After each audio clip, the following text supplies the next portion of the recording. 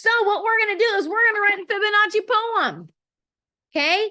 A Fibonacci poem, each line has these the amount of syllables. Okay, so we're working in syllables. So it's the same thing. 1, 1, 2, 3, 5, 8, 13, 20, 21, 34. So what you're going to do is you're going to write, and you can make it as long as you want. Okay, so for instance, an example is to the, actually I'll write so you guys can see how it looks too. To the blue sky, how do you wipe away your clouds and convince the rain to go home? Okay, so that one syllable, 2 syllables, 3, 5, 8. Okay, and you can also do it where it'll go forward and then backwards. Okay, so you can go up to pick a number you want to go up to, and then you go backwards. Okay, so let's give this a try. So get out your piece of paper.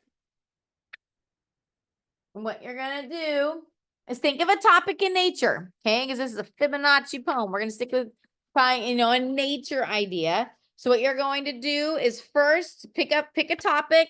Okay, you got flowers, skies, any kind of animal. It could be maybe trips that you like to take in nature, hiking. I think I'm going to do hiking. It's my type.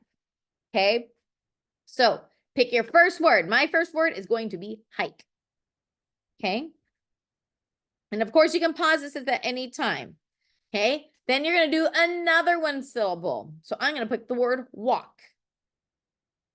So we got hike, walk. Okay, then you're going to pick a 2 syllable words, because remember 1 syllable plus 1 syllable, or 1 plus 1 is 2. So now I'm going to put a 2 syllable something. Let's see here. Oh, I'm going to change it. See, you can change hike, and then I'm going to put boots, and then I'm going to put walk far is my 2 syllables. Walk far. Okay, then I need 3 syllables, because 1 plus 2 is 3. So walk far up the path. Okay, so this is what mine looks like so far. Hike, boots, walk far up the path. Okay, then 5 syllables. I'm going to put I see a black squirrel. Did you know that there are such things as black squirrels? When I lived in Ohio, in Kent, Ohio, a long time ago, there were black squirrels. The first time I'd ever seen black squirrels, and I was an adult, and I guess they came from Canada. Okay, black squirrels.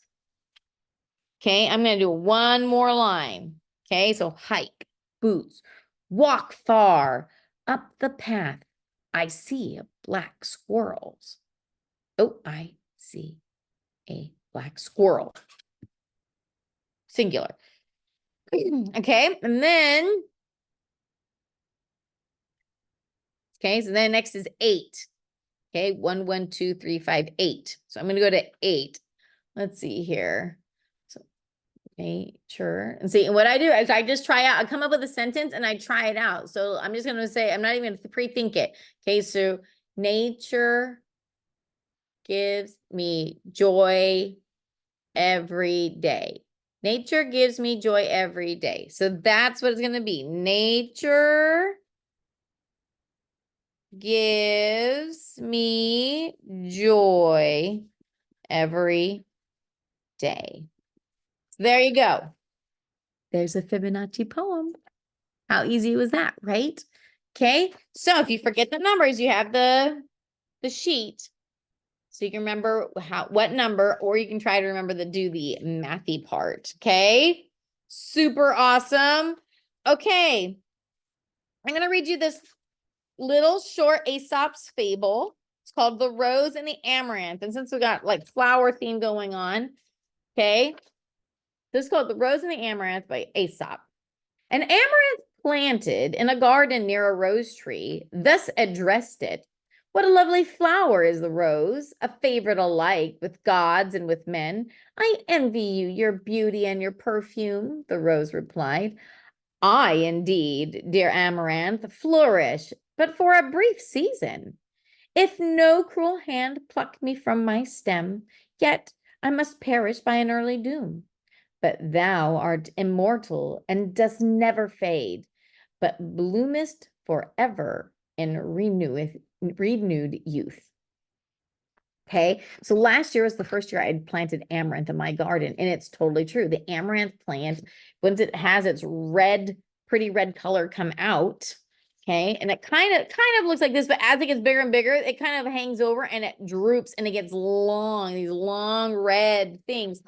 But it actually stays red the whole season. The color, it drops its seeds, and even after the seeds drop, it just keeps being red. Okay, so the moral is, it is better to last for a long time while being contented with little than to live sumptuously for a short time and then suffer a reversal of fortune, perhaps even death. Okay, so it's trying to show you, like, it might be great to be considered like wonderfully beautiful or to be living a lavish life, but you never know how long something like that's going to last. Like, we all grow old. You aren't going to look forever, right? So that's what it's trying to help you with.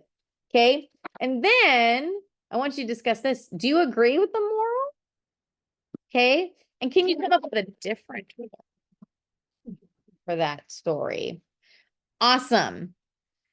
Let's see here. Oh, here's something really cool though too. Amaranth in Greek actually means undying, which I thought was very cool. Okay, the artist for this month is Claude Monet. And the piece of art is water lilies. Okay. Nymphs. Hey, Claude Monet did lots of pictures with water lilies, especially in his older age.